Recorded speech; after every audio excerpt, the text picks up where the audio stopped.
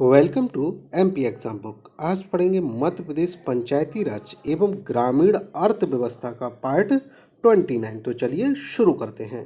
उससे पहले आप सभी चैनल को सब्सक्राइब कर लें और बेल आइकन जरूर प्रेस कर लें, जिससे आपको मध्य प्रदेश पंचायती राज एवं ग्रामीण अर्थव्यवस्था से जुड़े प्रत्येक वीडियो का नोटिफिकेशन मिल सके। तो चलिए शुरू करते हैं। मध्य प्रदेश के किस क्षेत्र में अधिकतम सोयाबीन का उत्पादन होता है? तो ये होता है मालवा क्षेत्र में। इसका सही उत्तर ऑप्शन सी। मध्य प्रदेश में सोयाबीन खरीफ की एक प्रमुख फसल है। देश में सोयाबीन उत्पादन में मध्य प्रदेश अग्रणी राज्य है। मध्य प्रदेश में सोयाबीन का अधिकतम उत्पादन मालवा क्षेत्र में होता है। मालवा को भारत का यूएस मिडवेस्ट कहा जाता है। मालवा चंबल, क्षिप्रा, काली सिंध और पार्वती नदियों द्वारा उपजाऊ काली मिट्टी का एक क्षेत्र है। नेक्स्ट क्वेश्चन है, वर्ष 2021 के आधार पर देश में निम्नलिखित में से कौन सा राज्य कॉफी का सबसे बड़ा उत्पादक है? तो ये है कर्नाटक। इसका सही उत्तर ऑप्शन ए। भारत में कॉफी का उत्पादन मुख्य रूप से दक्षिण भारतीय राज्यों के पहाड़ी क्षेत्रों में होता है। कर्नाटक देश का सबसे बड़ा कॉफ़ी उत्पादक राज्य है, जो देश का लगभग 71% कॉफ़ी उत्पादित करता है। भारत में 21% कॉफ़ी उत्पादन के लिए केरल दूसरे स्थान पर है। तमिलनाडु राज्य के पूर्वी घाट में कुल कॉफ़ी उत्पादन का 5% कॉफ़ी का उत्पादन होता है। वर्ष 2021 में विश्व में कॉफ़ी का सबसे बड़ा उत्पादक देश ब्राज़ील है और भारत दुनिया में कॉफ़ी उत्पादन में 7वें स्थान पर है। नेक्स्ट क्वेश्चन है, आधार बीज के थैले पर किस रंग का टैग लगा रहता है? तो ये लगा रहता है सफ़ेद रंग का। इसका सही उत्तर ऑप्शन बी। आधार बीज बैग पर सफ़ेद रंग का टैग लगाया जाता है। इसे मातृ बीज के रूप में भी जाना जाता है। यह मुख्य रूप से राष्ट्रीय बीज निगमों द्वारा उत्पादित किया जाता है। नेक्स्ट क्वेश्चन है, भारत सरकार ने किस वर्ष में किसानों के लिए राष्ट्रीय कृषि नीति को मंजूरी दी थी? तो ये दी थी वर्ष 2007 में। इसका सही उत्तर option C. Professor M S. Swaminathan की अध्यक्षता में राष्ट्रीय किसान आयोग ने अक्टूबर 2006 में अपनी अंतिम रिपोर्ट प्रस्तुत की। राष्ट्रीय किसान आयोग ने अपनी अंतिम सूचना के साथ मुख्य सिफारिशों को शामिल करते हुए किसानों के लिए राष्ट्रीय कृषि नीति का एक मसौदा तैयार किया। राष्ट्रीय किसान आयोग द्वारा तैयार किए गए मसौदे के आधार पर और राज्य सरकारों और संबंधित केंद्रीय मंत्रालयों के परामर्श के बाद भारत सरकार ने किसानों के लिए राष्ट्रीय कृषि नीति 2007 को मंजूरी दी। पहली बार राष्ट्रीय कृषि नीति की घोषणा जुलाई 2000 में की गई थी। नेक्स्ट क्वेश्चन है, भारत में कॉफ़ी अधिनियम किस वर्ष में अधिनियमित किया गया था? तो ये किया गया था वर्ष 1942 में। इसका सही उत्तर ऑप्शन ए। भारत में कॉफ़ी अधिनियम 1942 में लागू किया गया था। भारत सरकार ने संवैधानिक अधिनियम 1942 के कॉफ़ी अधिनियम 7 के माध्यम से कॉफ़ी बोर्ड की स्थापना की थी। कॉफ़ी बोर्ड ऑफ इंडिया वाणिज्य और उद्योग मंत्रालय के प्रशासनिक नियंत्रण में है। बोर्ड में अध्यक्ष, सचिव और मुख्य कार्यकारी अधिकारी सहित 33 सदस्य शामिल हैं। नेक्स्ट क्वेश्चन है, मध्य प्रदेश के निम्नलिखित में से किस शहर में भारत का पहला दिव्यांग पार्क स्थापित किया गया है? तो ये किया गया है होशंगाबाद में। इसका सही उत्तर ऑप्शन डी। मध्य प्रदेश के होशंगाबाद शहर में भारत का पहला दिव्यांग पार्क स्थापित किया गया है। दिव्यांग पार्क बनाने के लिए इजराइल, ऑस्ट्रेलिया, जर्मनी इन 3 देशों से आइडिया लिया गया था। भारत जैसे विकासशील देशों में दिव्यांग एक गंभीर स्वास्थ्य समस्या है।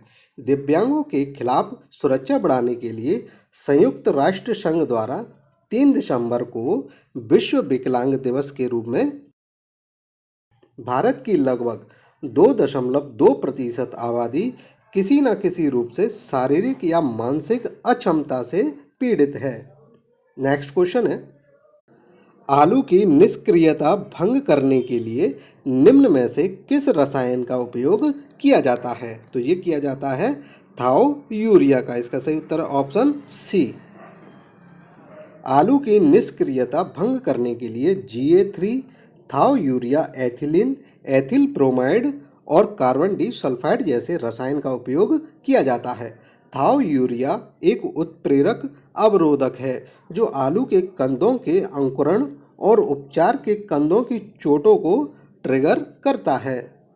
नेक्स्ट क्वेश्चन है, निम्नलिखित में से क्या मध्य प्रदेश औषधीय पौधा मिशन का कार्य नहीं है? तो ये नहीं है औषधीय पौधों की ब्रांडिंग और बिक्री करना। इसका सही उत्तर ऑप्शन बी। मध्य प्रदेश औषधीय पौधा मिशन वर्ष 2008-9 में शुरू किया गया था। औषधीय पौधे का उत्पादन और बिक्री करना मध्य प्रदेश औषधीय पादप मिशन का कार्य नहीं है।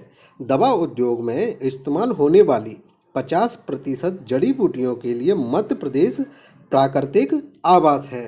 भारत सरकार ने 24 नवंबर वर्ष 2000 को राष्ट्रीय औषधीय पादप बोर्ड की स्थापना की थी।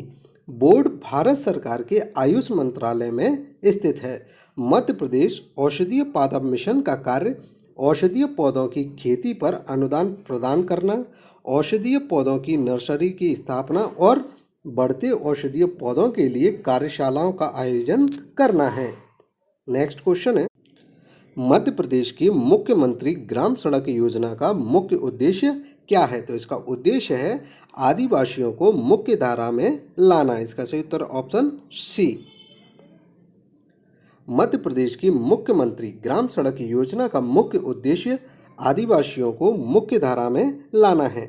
मध्य प्रदेश ग्रामीण सड़क विकास प्राधिकरण मध्य प्रदेश में प्रधानमंत्री ग्राम सड़क योजना के कार्यान्वयन के लिए बनाया गया है। यह प्राधिकरण का एक सामान्य निकाय है जिसकी अध्यक्षता मुख्यमंत्री करते हैं।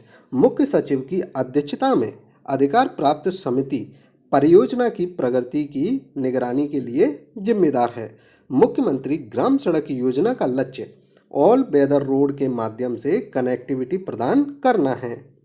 नेक्स्ट क्वेश्चन है, पंजाब छुआरा किस फसल की किस्म है? तो ये है टमाटर की। इसका सही उत्तर ऑप्शन डी। पंजाब छुआरा टमाटर की एक महत्वपूर्ण किस्म है। यह किस्म पंजाब कृषि विश्वविद्यालय लुधियाना द्वारा जारी की जाती है। इसके पौधे का निर्धारित प्रकार, फैलाव और अच्छी तरह से शाखाओं वाला पौधा होता है। इसका फल नाशपाती के आकार का, कम बीज वाला और गहरा लाल और कठोर त्वचा का होता है। यह अच्छी गुणवत्ता वाली उच्च उपज देने वाली किस्म है। नेक्स्ट क्वेश्चन है, किसानों को सौर ऊर्जा के उपयोग हेतु प्रोत्साहित करने के लिए कृषि सौर नीति शुरू करने वाला पहला राज्य कौन सा है? तो यह है गुजरात। इसका सही उत्तर ऑप्शन डी। किसानों को सौर ऊर्जा का उपयोग करने के लिए प्रोत्साहित करने के लिए गुजरात एक कृषि सौर नीति शुरू करने वाला पहला राज्य है। कृषि सौर नीति से किसान बिजली उत्पादन कंपनियों से अतिरिक्त आय प्राप्त कर सकेंगे। इसके लिए गुजरात ऊर्जा अनुसंधान और प्रबंधन संस्थान नोडल कार्यान्वयन एजेंसी है। किसान अधिशेष ऊर्जा को राज्य द्वारा संचालित बिजली उत्पादन कंपनियों को बेच सकता है। किसान के खेतों में सोलर फोटोवोल्टिक संयंत्र लगाए जाएंगे। किसानों को लाभ में से 30 से 40% हिस्सा मिलेगा। कृषि सौर नीति गुजरात द्वारा वर्ष 2015 में शुरू की गई थी। नेक्स्ट क्वेश्चन है, निम्नलिखित में से कौन सी जायद ऋतु की फसल है? तो यह है कद्दू। इसका सही उत्तर ऑप्शन बी। कद्दू एक जायद ऋतु की फसल है। कद्दू कुकुरबिटेसी परिवार से संबंधित है और खरीफ के मौसम और जायद या गर्मी के मौसम के दौरान बड़े पैमाने पर उगाया जाता है। जायद की फसलें गर्मियों के मौसम की फसलें हैं जो उपमहाद्वीप पर सिंचित भूमि पर उगाई जाती हैं, जिन्हें मानसून का इंतजार नहीं करना पड़ता है। जायद फसल मुख्य रूप से मार्च से जून तक रबी और खरीफ फसल के मौसम के बीच कम अवधि में बढ़ती हैं। नेक्स्ट क्वेश्चन है, राष्ट्रीय ग्रामीण आजीविका मिशन के अंतर्गत जम्मू और कश्मीर के लिए विशेष कार्यक्रम कौन सा है? तो ये है उम्मीद। इसका सही उत्तर ऑप्शन ए, उम्मीद राष्ट्रीय ग्रामीण आजीविका मिशन के तहत जम्मू और कश्मीर के लिए विशेष कार्यक्रम है। जम्मू और कश्मीर राज्य ग्रामीण आजीविका मिशन के तहत उम्मीद कार्यक्रम एक केंद्र प्रायोजित योजना है। इसका उद्देश्य युवाओं को आत्मनिर्भर और स्वावलंबी होने के लिए प्रोत्साहित करना है। नेक्स्ट क्वेश्चन है, मूल्य स्थिरता निधि भारत सरकार द्वारा वर्ष 2014-15 में किस कमोडिटीज की कीमत में अस्थिरता को विनियमित करने के लिए स्थापित किया गया था? तो ये किया गया था प्याज और आलू के लिए। इसका सही उत्तर ऑप्शन सी।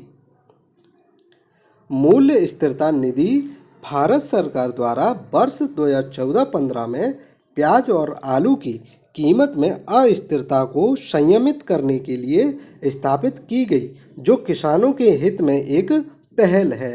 नेक्स्ट क्वेश्चन है, खरीफ की फसलों को निम्न में से किस नाम से भी संदर्भित किया जाता है? तो ये किया जाता है वर्षा ऋतु की फसलों के नाम से। इसका सही उत्तर ऑप्शन सी। खरीफ की फसल भारत में जून जुलाई में बोई जाती हैं और अक्टूबर के आसपास उनकी कटाई की जाती है। खरीफ फसलों की बुआई के समय उच्च तापमान और आर्द्रता तथा पकने के समय शुष्क वातावरण की आवश्यकता होती है। खरीफ की फसलों में धान, मक्का, गन्ना, अरहर आदि शामिल हैं। नेक्स्ट क्वेश्चन है, बैंकर्स इंस्टीट्यूट ऑफ कहाँ स्थित है? तो ये स्थित है लखनऊ में। इसका सही उत्तर option A. Banker institute of rural development Uttar Pradesh की राजधानी लखनऊ में स्थित है। इसे वर्ष 1983 में स्थापित किया गया था।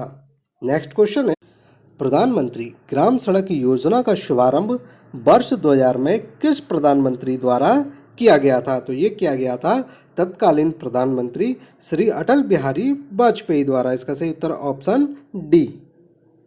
प्रधानमंत्री ग्राम सड़क योजना का शुभारंभ 25 दिसंबर 2000 को तत्कालीन प्रधानमंत्री श्री अटल बिहारी वाजपेयी द्वारा किया गया था। नेक्स्ट क्वेश्चन है, निम्नलिखित में से कौन सा खाद्य पदार्थ सबसे अधिक मात्रा में पानी की खपत करता है? तो ये करता है चॉकलेट। इसका सही उत्तर ऑप्शन सी। 1 किलो कोकोआ की फलियों के उत्पादन में 27,000 लीटर पानी लगता है। कोकोआ की फलियों को और सभी पौधों की वृद्धि के लिए सबसे अधिक पानी की आवश्यकता होती है। नेक्स्ट क्वेश्चन है, महिला एवं बाल विकास मंत्रालय द्वारा किस दिन को बालिका दिवस घोषित किया गया है? तो ये किया गया है 24 जनवरी को। इसका सही उत्तर ऑप्शन डी। भारत में हर साल 24 जनवरी को राष्ट्रीय बालिका दिवस मनाया जाता है। राष्ट्रीय बालिका दिवस को मनाने के लिए 24 जनवरी का दिन इसलिए चुना गया क्योंकि इसी दिन वर्ष 1966 में इंदिरा गांधी ने भारत की पहली महिला प्रधानमंत्री के तौर पर शपथ ली थी। यह 2008 में महिला और बाल विकास मंत्रालय भारत सरकार द्वारा शुरू किया गया था। इसका उद्देश्य लैंगिक समानता, स्वस्थ बाल लिंग अनुपात, बालिकाओं के अधिकारों, बालिका शिक्षा के महत्व, स्वास्थ्य और पोषण के प्रति जागरूकता बढ़ाना है। अंतर्राष्ट्रीय बालिका दिवस हर साल 11 अक्टूबर को मनाया जाता है, जिसे संयुक्त राष्ट्र द्वारा घोषित किया गया था। नेक्स्ट क्वेश्चन है, निम्नलिखित में से कौन सी जैविक खेती की एक तकनीक नहीं है? तो ये नहीं है केमिकल फर्टिलाइजर्स का उपयोग करना। इसका सही उत्तर ऑप्शन सी। जैविक खेती पूर्ण रूप से शुद्ध तथा जीव जंतु द्वारा प्राप्त खाद्य से की जाती है। इसमें रासायनिक खाद्य का प्रयोग नहीं किया जाता है। अगर आपको वीडियो अच्छा लगा हो तो वीडियो को लाइक, शेयर और चैनल को सब्सक्राइब जरूर करें। Thank you.